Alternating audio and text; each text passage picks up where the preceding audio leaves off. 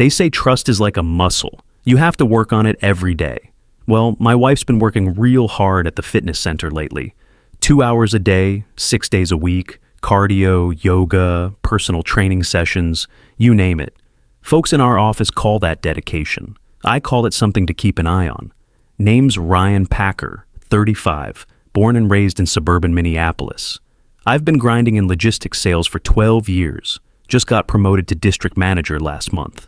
Base salary, $95K plus commission. Managing the Midwest territory for Continental Supply Chain. Not bad for a kid who started in the warehouse. My wife Michelle keeps our social calendar packed. She's 32, works in marketing for a healthcare nonprofit. Knows how to network like nobody's business. When we met at a corporate mixer 4 years ago, I was just another sales guy trying to hit quota. She brought sophistication into my life, elevated my game. I thought we complemented each other perfectly. Her Polish, my drive.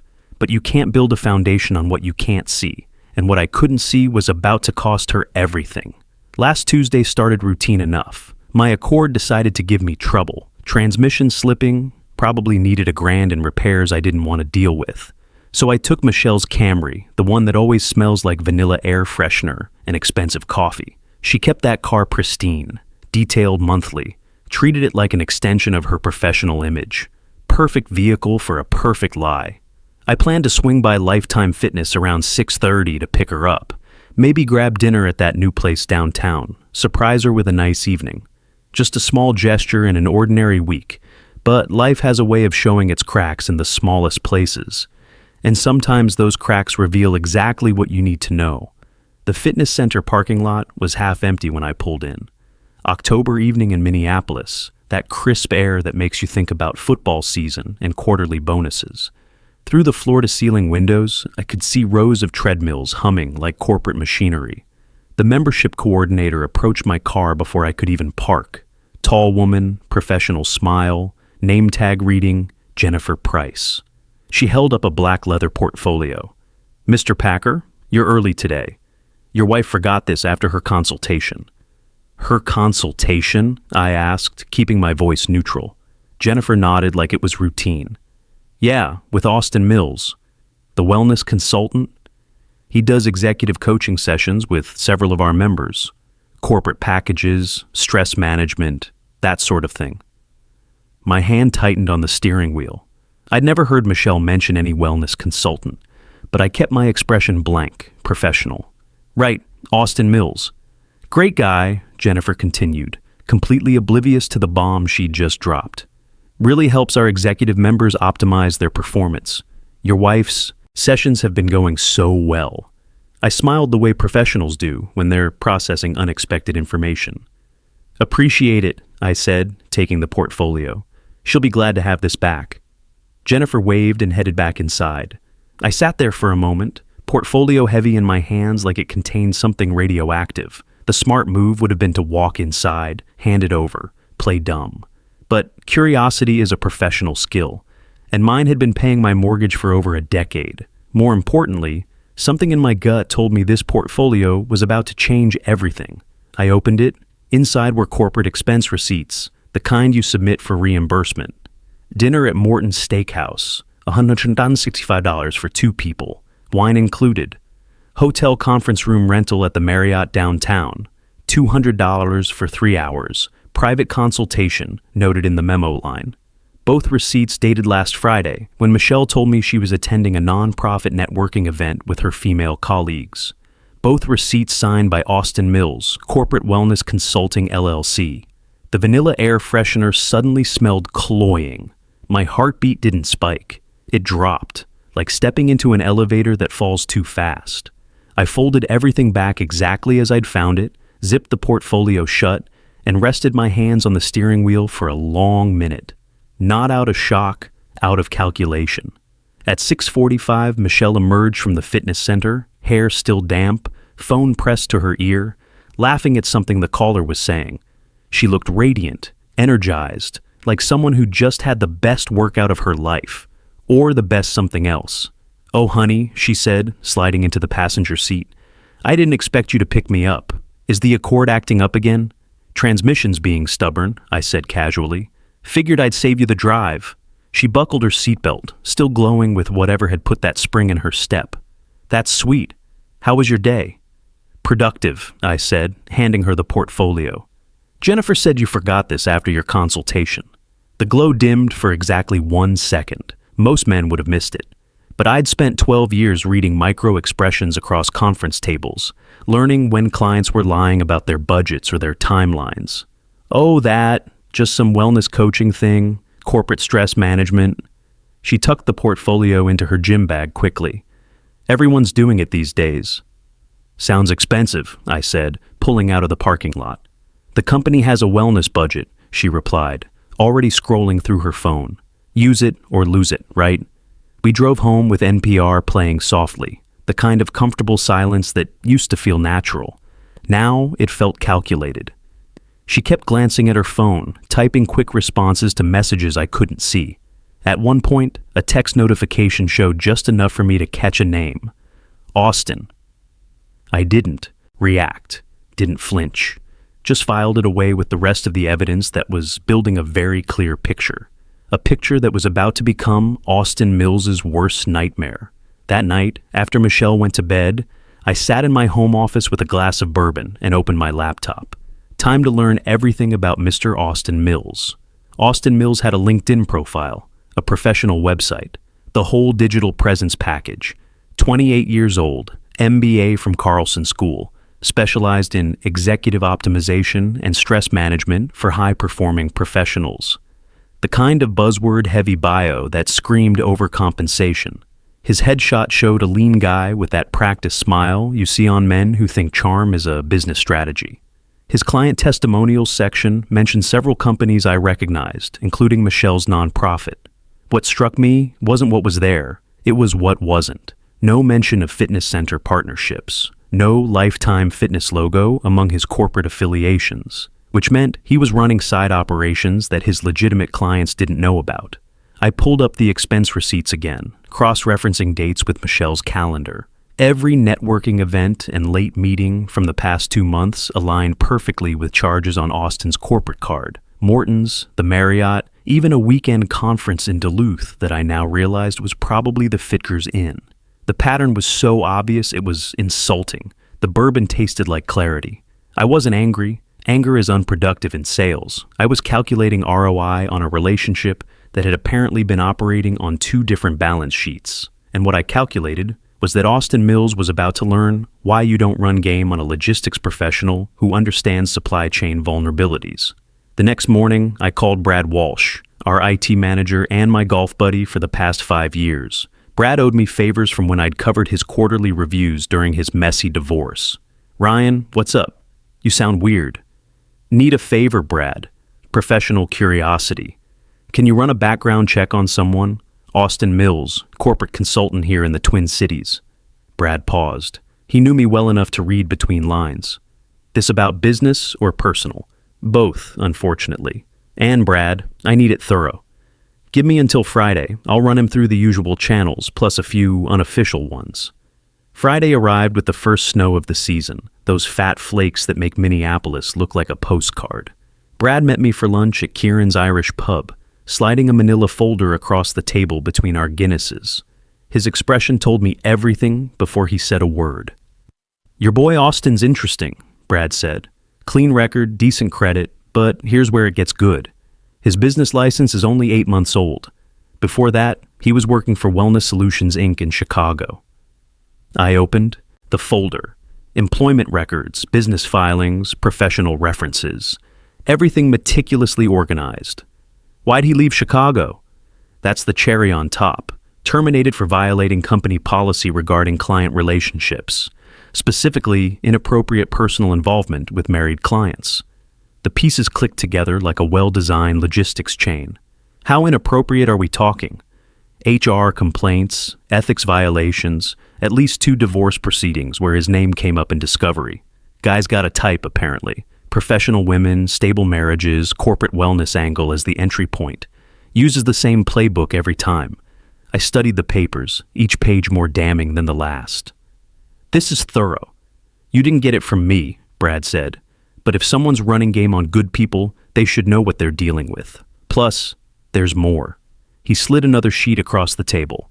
Current client list, pulled from his business insurance filings. Guess whose nonprofit is paying him $300 an hour for executive stress management consulting? Michelle's organization, right there in black and white. She wasn't just cheating, she was using company funds to pay for the privilege. That elevated this from a personal betrayal to corporate fraud. Brad, you beautiful bastard, this is exactly what I needed. What's your play? I finished my beer and smiled the kind of smile that had closed million-dollar deals. I'm going to make some phone calls, professional courtesy calls, just making sure everyone understands what they're really paying for. That afternoon, I made those calls from my office, door closed, voice level, and professional. First, to the ethics committee at Michelle's nonprofit, I explained that I had concerns about their wellness consultant's professional boundaries and would be happy to provide documentation. I mentioned the Chicago termination, the pattern of behavior, and suggested they might want to review their vendor agreements. The committee chair, a sharp woman named Patricia Stevens, listened carefully. Mr. Packer, these are serious allegations. Can you email us what you have? Already drafted, I said. You'll have it within the hour, along with contact information for his previous employer's HR department. Second call went to Lifetime Fitness Corporate.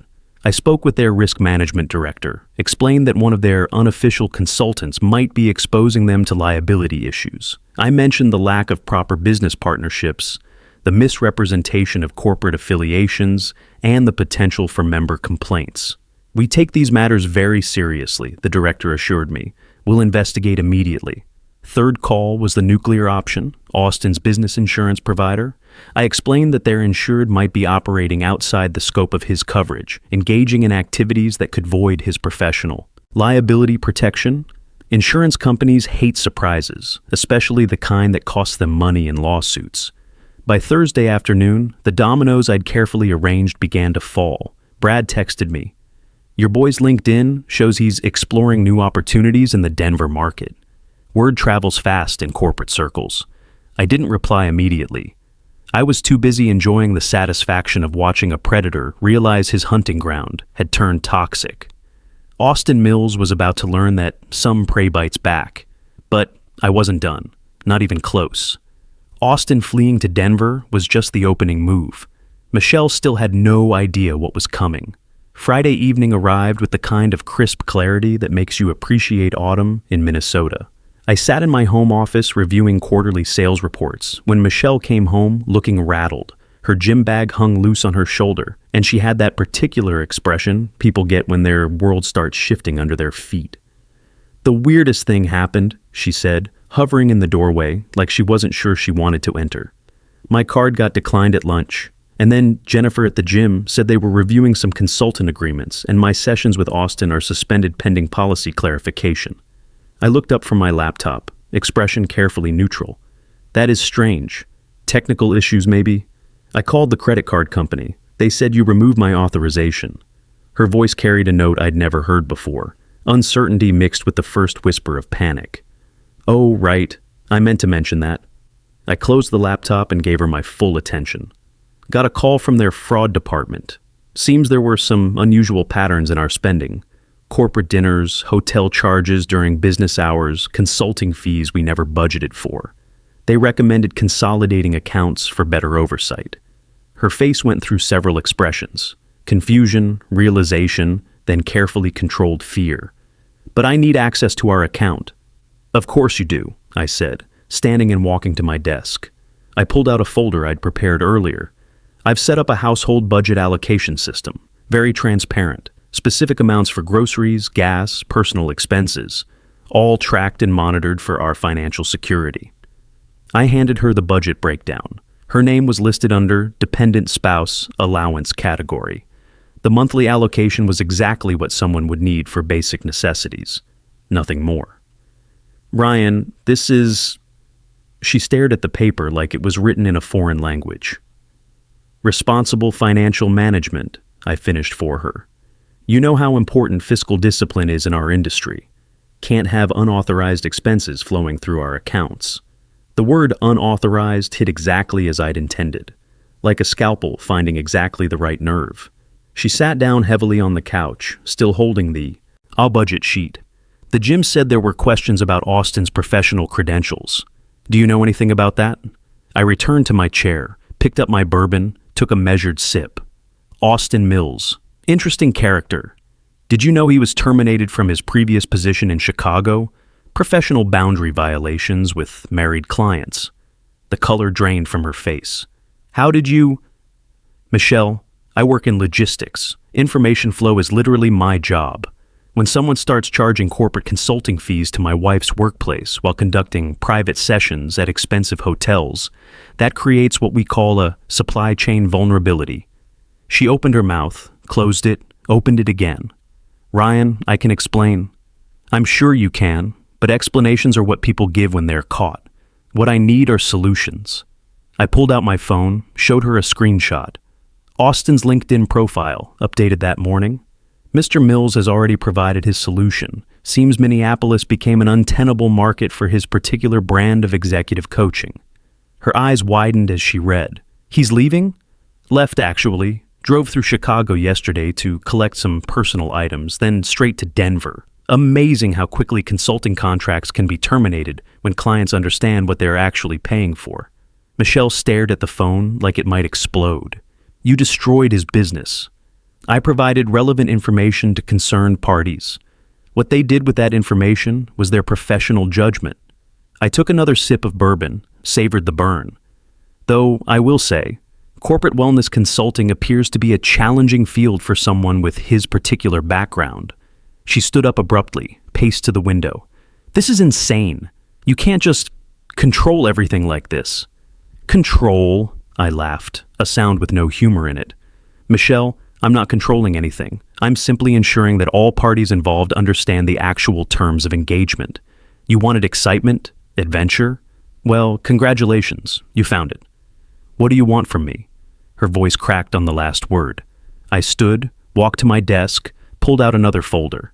This one was thicker, more official looking.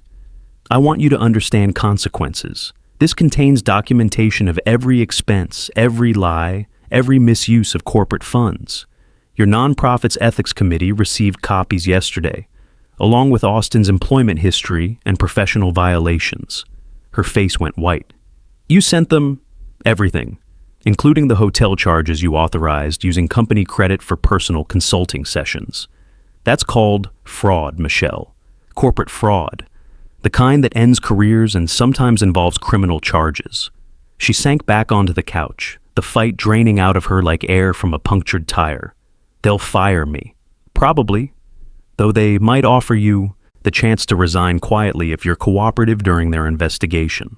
For the first time since Tuesday, I felt something approaching satisfaction. Not the explosive rage I might have expected, but the cold, clean pleasure of a problem systematically solved. Like closing a complex deal where every variable had been accounted for, every risk mitigated. Ryan, please, we can work this out. I made a mistake, but we can fix this. We?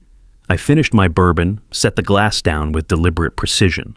Michelle, there is no we anymore. There's you, dealing with the consequences of choices you made, and there's me, moving forward without the liability you represent. She looked up at me then, and I saw the exact moment she understood. This wasn't about forgiveness or reconciliation. This was about consequences. Complete, systematic, final consequences. You planned all of this. I smiled, the kind of smile that had intimidated competitors across conference tables for over a decade. I executed a solution to an untenable business relationship with extreme prejudice. The evening was just getting started. The next week unfolded like a masterclass in systematic demolition. I watched each domino fall with the satisfaction of an engineer whose calculations had proven flawless. Michelle moved through our house like a ghost, checking her phone obsessively for job prospects that weren't materializing. Monday brought the call I'd been expecting. Patricia Stevens from the nonprofit's ethics committee, her voice crisp and professional. Mr. Packer, we've completed our preliminary investigation. I wanted to thank you for bringing this matter to our attention. I assume you found the documentation helpful. Very. Ms. Packer has been placed on administrative leave pending a full audit of her expense accounts. The board is considering criminal referral for misuse of corporate funds. I made appropriate concerned husband sounds. I hope the organization can recover from this. We will, though I should mention, word travels quickly in our industry. Other nonprofits have been made aware of the situation, for their own protection, you understand. After she hung up, I poured myself a celebratory coffee. Michelle's career in nonprofit marketing was effectively over. In a field that small, reputation was everything, and hers was now radioactive. Tuesday brought even better news. Jennifer from Lifetime called to inform me they were terminating Austin's facility privileges permanently and had reported his activities to the state licensing board for business consultants. Apparently, several other members had come forward with similar concerns once the investigation began. We've also implemented new policies regarding unauthorized consultants, Jennifer explained. Background checks, insurance verification, the whole 9 yards. We really appreciate you bringing this to our attention before it became a bigger problem. Wednesday, Michelle received her termination letter. She sat at the kitchen table, staring at it like it might change if she looked long enough. "They're keeping my final paycheck to cover the audit costs," she said numbly. "And they're requiring me to pay back the unauthorized expenses." "How much?" I asked, though I already knew.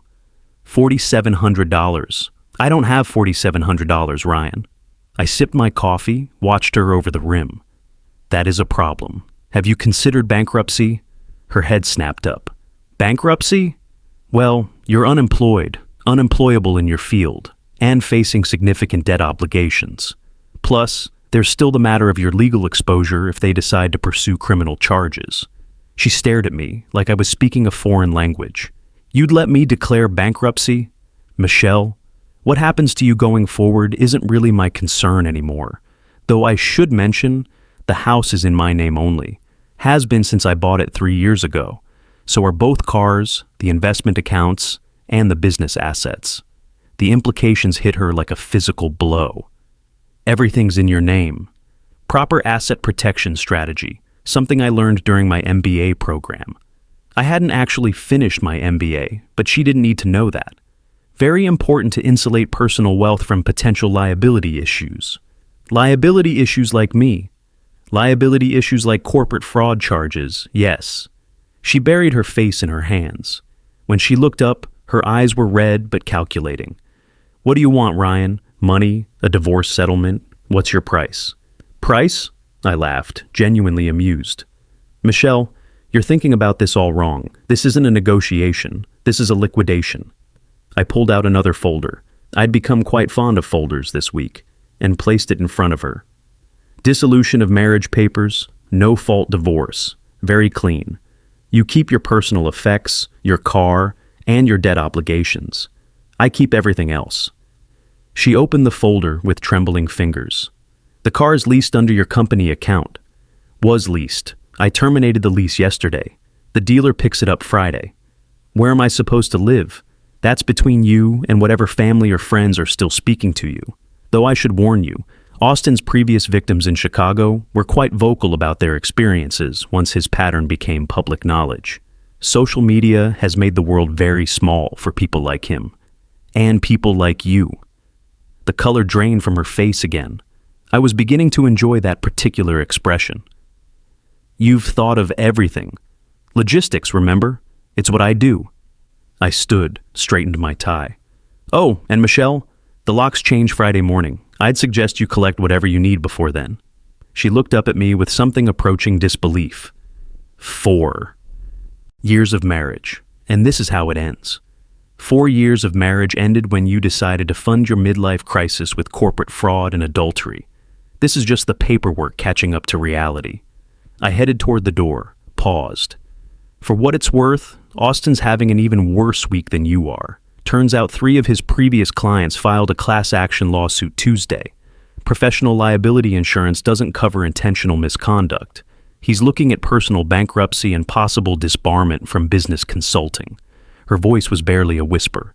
"You destroyed both of us." I provided accurate information to interested parties.